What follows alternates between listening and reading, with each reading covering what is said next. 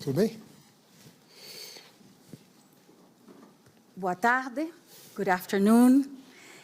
Thank you very much for joining us in this very special session on the Brazilian New Roadmap. It's my great pleasure to welcome Minister Fernando Haddad and Minister Marina Silva, particularly because they've only been not even 2 weeks into their jobs. So we really, really appreciate that you're joining us here in Davos, and we wish you much success in your efforts in Brazil. As you know, President Lula's third mandate has been confronted with a completely different context, both internationally and locally, from compounded crisis globally to domestic challenges, and also a polarized country. Facing the new Brazilian government are significant challenges, but also I would like to highlight the plenty and great opportunities that can also be found in Brazil. And the whole world was shocked with the events of January 8th. These received domestic and international disapproval, but in the aftermath, we believe that this is also an opportunity for Brazil to bring political leaders together in a consensus for a democratic governance and to build a long-term vision that can provide stability, sustainability, and prosperity for Brazil. We would love to have your perspectives on that. Minister Haddad, por favor. Em particular sobre os eventos do... Especially regarding the events. Posterior aos eventos. Olha, eu penso que... Well, we can't deny that the extreme right, the far right, has really organized itself in Brazil. Not only did it organize itself well, it was elected in 2018. It governed during 4 years, and it was free to approve whatever it wished inside our Congress. And undeniably, it will be the opposition that Lula's government will face. That's what it's about, and that is very serious, because despite the fact that Brazil has seen the far-right movements in the past, especially between the wars and after the Second World War, it never was able to elect itself. And now it has managed to get elected.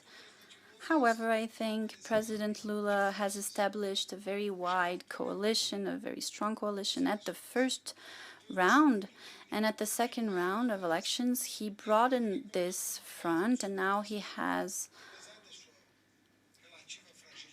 a solid base that is a bit fragile due to the way in which parties are organized in Brazil, but I think it is robust enough for us to be able to face the challenges that will come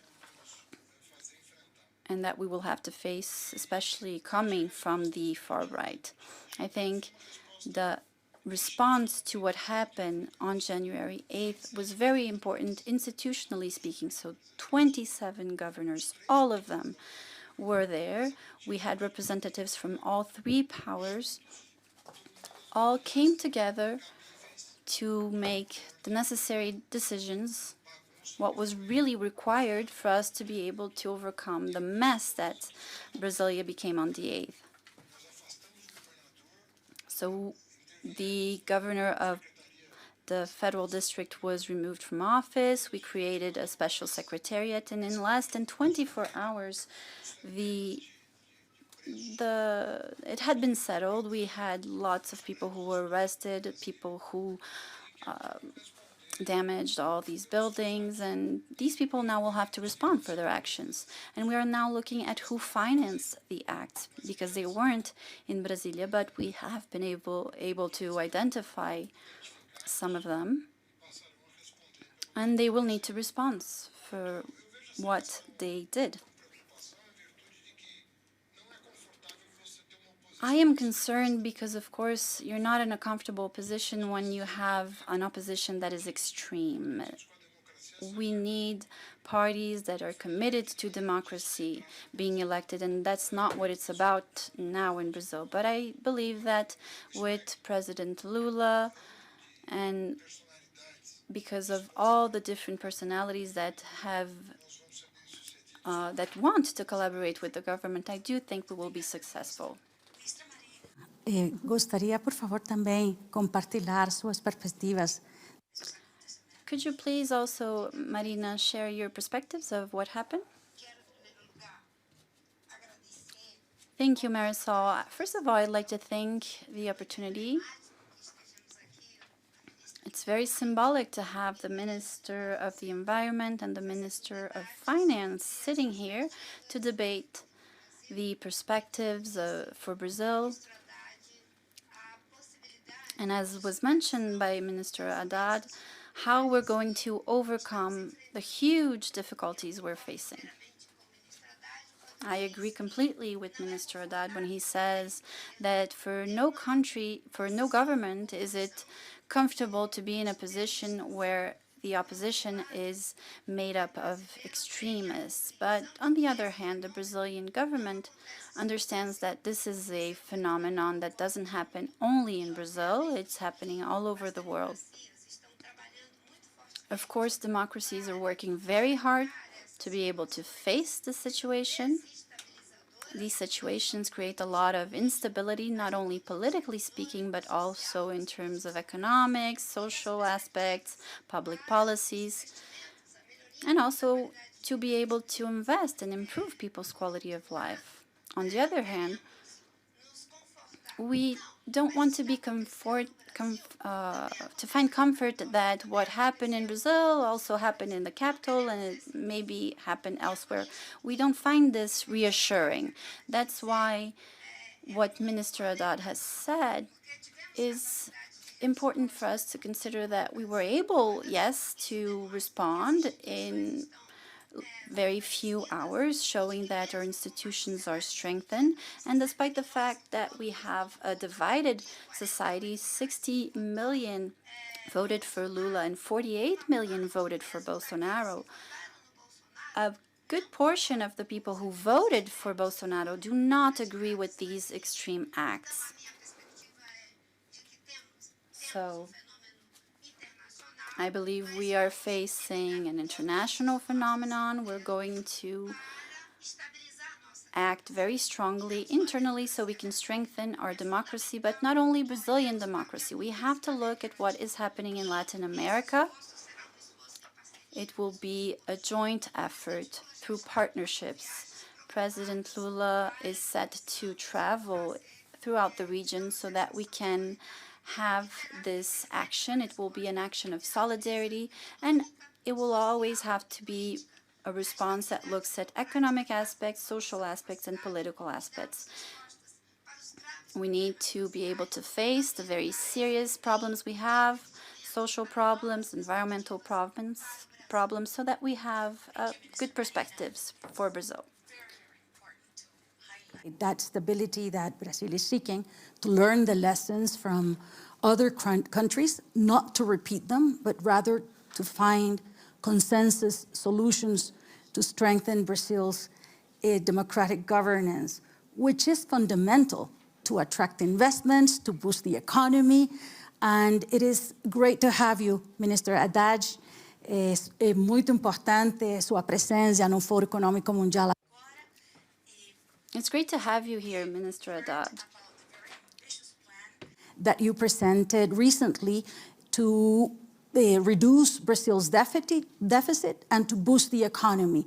Can you share with us just the highlights of that plan? Olha, na verdade,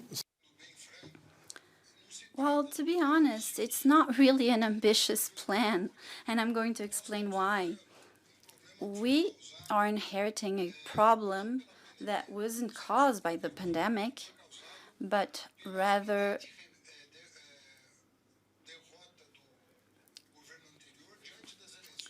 by the loss, by the fact that the government lost these last elections. So when the government saw, the previous government saw that it was in an unfavorable situation, it took lots of measures to spend. Some maybe were justified if in social terms, but they were done in a very political way. And also, they had taxes exemptions up to 1.1% of the Brazilian GDP that they did not earn. And so that created a huge unbalance in our accounts, and we need to settle that. So what are we doing in basic terms? Brazil had a primary surplus, and that was reduced. That surplus was reduced over the last decade, especially with the political crisis of 2013 that led to the impeachment in 2016. So looking at history, we want to be able to have revenues and expenses that are the same as the level before the pandemics, which is 18.7% at the federal level. So if we're able to do that in 2 years' time, we will be able to have zero deficit. And this will be much easier if we're able to approve the tax reform that is currently in Congress and is supported by President Lula. This reform was not approved by the previous, not supported by the previous government, but it does have our support. So we want to balance our accounts, and this will come accompanied by a series of measures, regulatory measures for credit, for reindustrialization, looking at the ecologic transition that is necessary, and Marina is a representative of that. With regional integration, President Lula wants to stimulate this regional coordination starting right now. He's going to Argentina soon. So if we're able to do that and rebalance our accounts, you can be sure that Brazil will start growing again above global averages, as happened during the first governments of Lula, growing above average. When the world had 2.8%, Brazil had 4.5% during the 2 mandates of President Lula, and that's what we want to go back to, being able to grow above global average with, of course, more social justice and looking at how to preserve the environment. Ambitious. And I think it's very important. Brazil is the 12th largest economy in the world. Despite the international context, you have so many resources. And I think it's really important to have that focalized approach and have all the support, not only from other leaders in the government or in other political parties, but also from business. And what has been that reaction that you have perceived from investors and from business leaders to your plans? Olha, eu creio que a reação foi muito.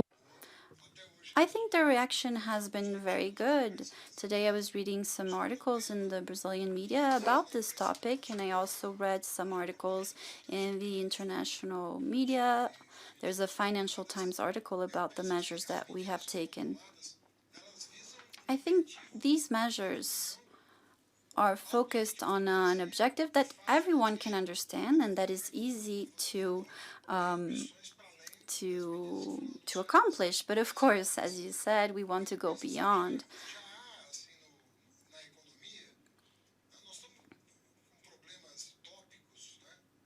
In terms of the economy now, we have some specific problems, a big retail store that's going through some problems in Brazil, but I think the market has understood what Lula's government means: stability, predictability, a development plan for the mid and long term that is socially responsible. So I think the authority of the president and his reputation that he has built through his first 2 governments will allow the country to prosper. We have seen how the world has embraced President Lula We observed many dignitaries that accompanied the inauguration, but we were also very impressed to see how welcome his environmental plans were during the meeting in Sharm el-Sheikh during COP27, where you were also, Minister Marina, a participant. Can you also share with our audience what are your priorities? There have been some very important announcements already made, beginning with your title. You're no longer the Minister of Environment, you're the Minister of Environment and Climate Change. But there's been other announcements that are very relevant that we would be very grateful if you could share with us, but also some of your priorities moving forward.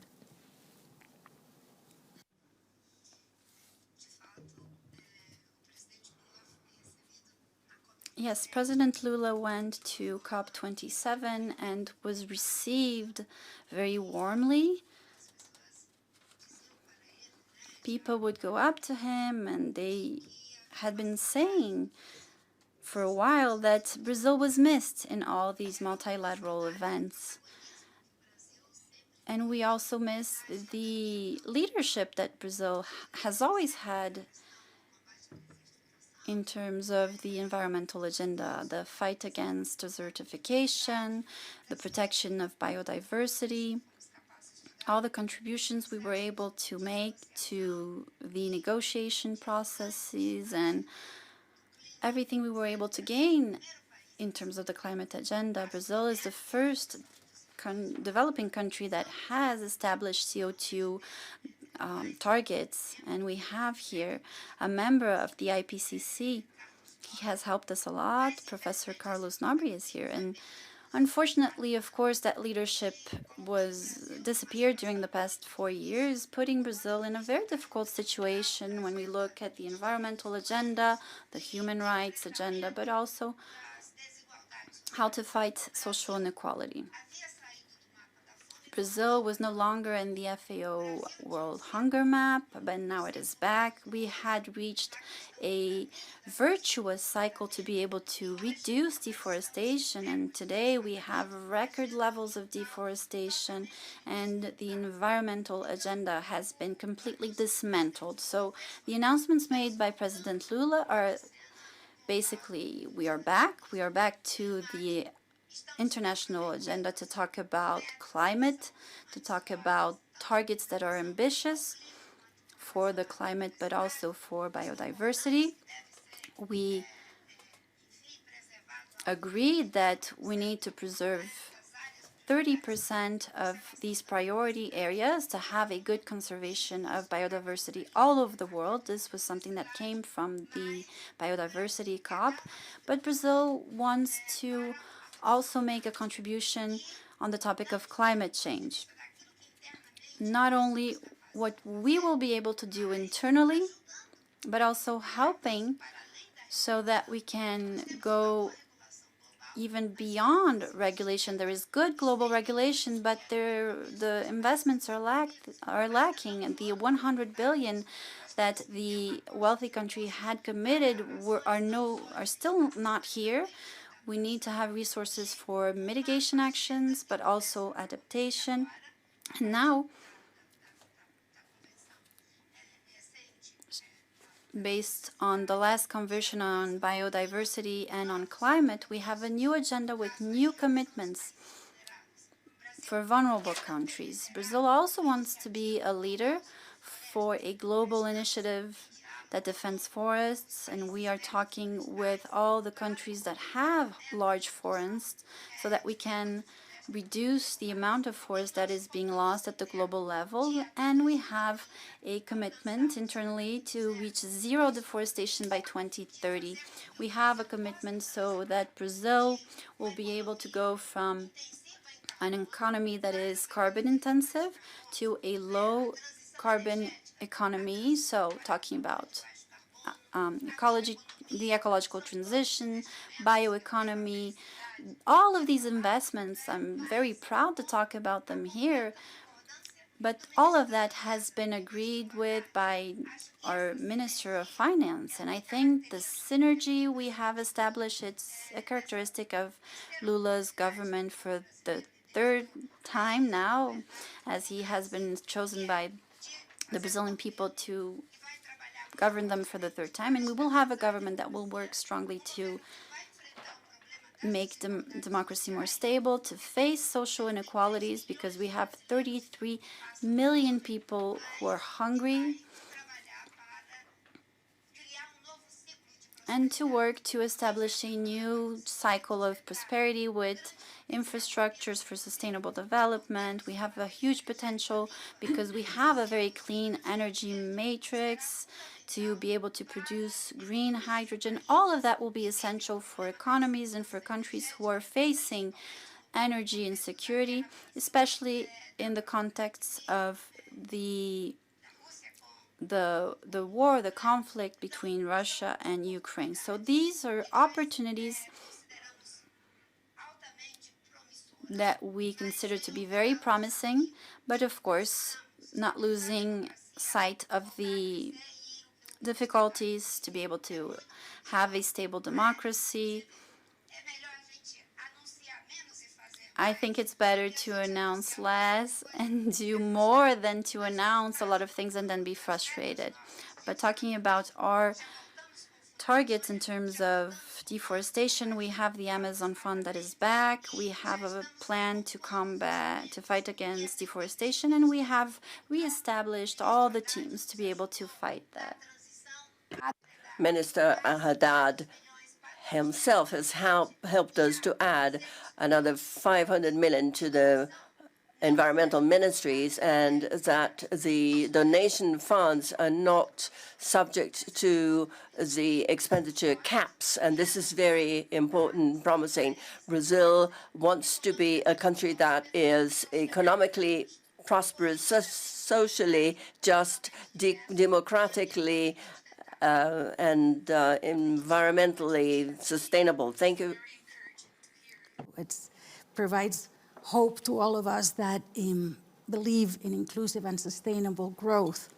My next question was going to be how the two ministers were going to articulate your plans, but you've already answered that question, and I think your dynamics makes it also very obvious. So let me just very quickly ask you, President Lula announced Belém do Pará as the city that will, as a candidate city to host COP30.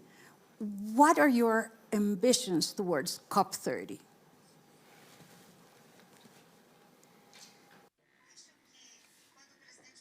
I think that when President Lula presented Brazil as a candidate to host COP30 in Amazonia and in Belém city, it was a show that we have statements which are grand, but that we want them to materialize, to translate into practice. When we say we want to fight the serious problem of deforestation concerning not only indigenous peoples that are living through a very serious situation of illegal mining in indigenous land, to hold the climate meeting in Brazil is to give out a signal that we do want to attain these objectives, and we want it to take place in no longer the realm of statements, but rather of results. Brazil has always led by example in fighting poverty, in fighting deforestation, in reducing CO2 emissions. It has attempted to thread an innovative economic development pathway. Now, in a partnership with other Amazonian nations, we are making investments in order to get bioeconomics going and to hold a COP climate meeting in Amazonia is a show of our commitment of our country and continent with this important issue for the world, and also to say that the responsibility of preserving it, it's not ours alone. We need partnership, technological support, and we also need the world to do its part, because we can cut down deforestation in Amazon to zero, but if the rest of the world still emits CO2, Amazonia is going to be destroyed likewise. So we have common, although differentiated, responsibilities regarding these great natural wealths that we have. Also about livelihoods, about making sure that those people that live in the Amazon, in the forest, but also in the urban areas, are assured with dignified livelihoods. I think that is also a very important part of the whole program, as it is what you mentioned with regard to technology, so that productivity can continue in a more intense way, but not in an expanded way. So we really wish you also a lot of success on your road to achieving those very important objectives, not only for Brazil, but also for the rest of the world.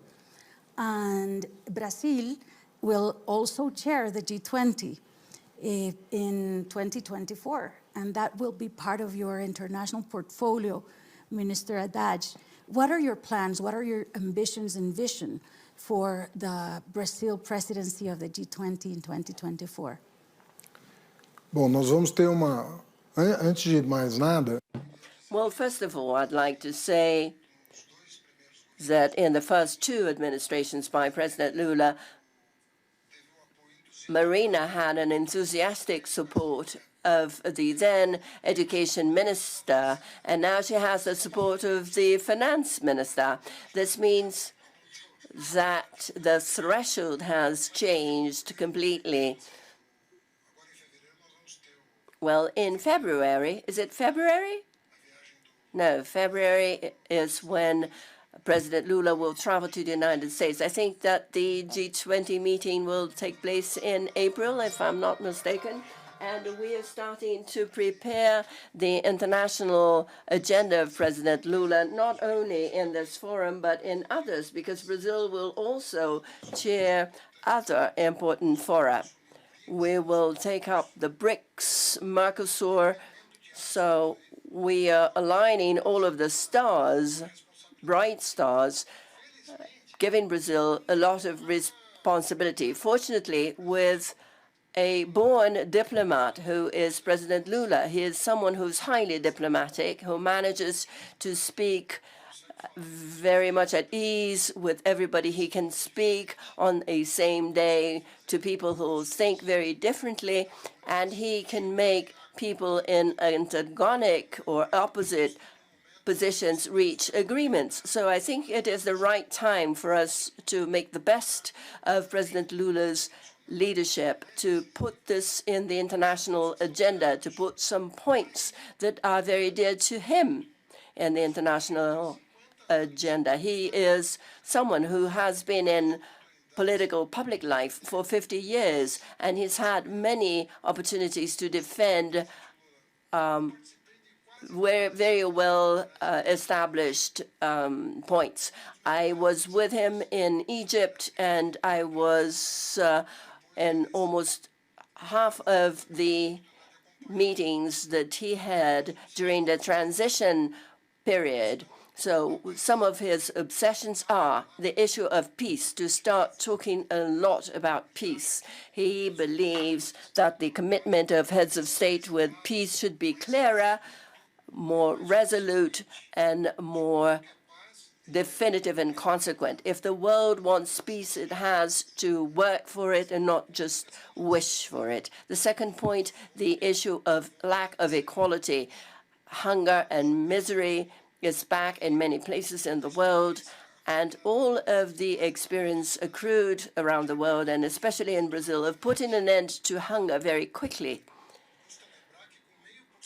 It suffices to remember that with 0.5% of the GDP, we have implemented one of the largest stipend transfer programs in the world regarding hunger. And in terms of the environmental issues, President Lula has made a paradigm change. He has an understanding of the urgency, and this has given it a lot of momentum. And the issue that Marina is now back at the Ministry of the Environment and strengthened a strengthened ministry from the point of view of its ambitions. I think that all these three are topics that are very dear to President Lula, and also the issue of democracy. Unfortunately, the world is not living through an easy political and comfortable political time.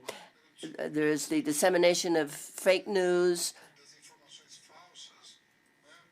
fake information that is publicized, lack of commitment even from large corporations towards political freedoms and political civil freedoms. I think that these four issues are at the highest level of President Lula's priorities, and I think that this is what he's going to express at G20 with all of the economic implications that this unfolds into. You cannot have a social and environmental agenda without including the new economy. You cannot have an agenda of peace and democracy without talking about international relations. So I think it is a whole package. It's a vision, really, of the world that I believe that he is very well positioned to defend because of his past history at the negotiating table in large international fora. Text has changed. There are urgent matters that are now even more pressing than years before. And you mentioned the work with multinational companies and with the private sector. It's very important to bring all actors together into a vision for the long term of Brazil. And we have many representatives here from businesses and also from civil society. How are you planning to engage business leaders and civil society leaders into this vision for Brazil? Well, unfortunately,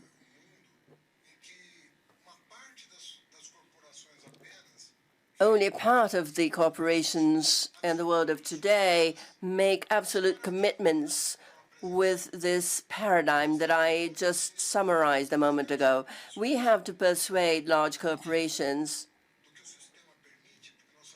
to the extent that the system allows us to, because we know that there are constraints, to take up public commitments with practical consequences, not only in these areas that I mentioned, but also in several others where corporations show commitments towards the environment, with gender equality, with fighting racism, with sustainability, commitments with the new energy matrix, commitments with not purchasing products from countries that do not respect human rights and the environment. Namely, it is possible to engage CEOs and leaders, not only heads of state and government, but the large corporations around a civilization agenda where the First Nations are respected, gender diversity and other rights are respected. I think that even as consumers, we can exert our power and pressure. In Brazil, in engaging some companies, some companies were engaged with the defeated administration, and lots of people stopped buying from these companies. I am a consumer who always look attentively who is manufacturing it. I do not buy a match from a company even that is not committed with these issues, especially with the issue of mine and yours and her freedom. How can we work with companies that do not express what they think? Called the stakeholder metrics. And it's a very simplified way for corporations to measure their work and their commitments with environmental matters, with social matters, and matters of governance, as famosas ESG. And I think this could be a very important way also to make sure that we can offer you some support working together, bringing the private sector and civil society. We would be delighted to work with you, Minister, in your endeavors and in your road to chairing G20. I would like to ask for a very final question, and that is, if you could please share with us any insights, any previews of what your next plans for the Brazilian economy will be. Não, a nossa agenda. Well, our agenda has been publicized. We have taken some measures. Even before this administration was inaugurated, we had to approve a constitutional amendment in order to provide support to the ministries that were created once again and that had no budget in order to fight deforestation, inequality, and so on. We're now providing funds or stopping funds to sectors that were given funds irresponsibly until last year. We have a credit system. We want to bring families out of Serasa, as we call it. That is an agency that blocks credit to indebtedness. If you owe money and you cannot pay it back, you'll be an outcast from the credit system. So we want to bring these people back to the consumption market. We want to increase the minimum wage a little bit above inflation so that lower income families can start consuming again. We have a regulatory agenda that is going to improve the investment environment in Brazil, especially with public-private partnerships and also concessions, but also with public or government budgets in some construction works that are not privately lucrative, but that are very important in terms of externalities.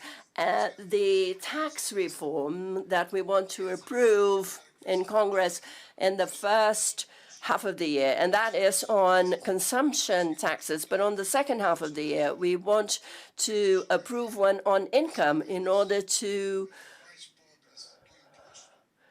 decrease taxes from lower classes and make higher classes start paying classes. We want to balance out, rebalance the tax atmosphere in Brazil.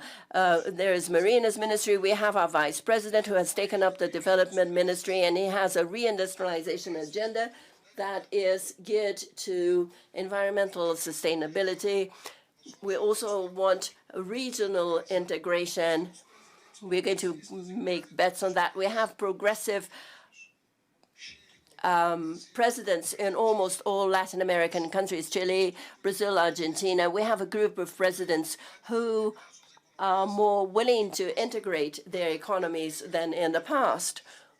We no longer have the commodities boom from the beginning of the century, so we will have to do it differently now. Since the boom is not there, we have to perform an integration boom in order to favor trade and financial transactions, the credit system. We have to integrate this all in our region to call the attention of the world and attract investments. So we have a very long agenda that is very well worked out in terms of a government plan. So illustrating for all of us to have directly from you and from Minister Marina Silva your plans, your priorities, your ambitions. And since now I would like to extend an invitation to both of you, to other ministers from Brazil, and for President Lula to join us next year here in January. And I'm sure you will be able to share not only your vision, but also your already accomplishments a year from now. So thank you very much, and thank you all for joining us today. Thank you.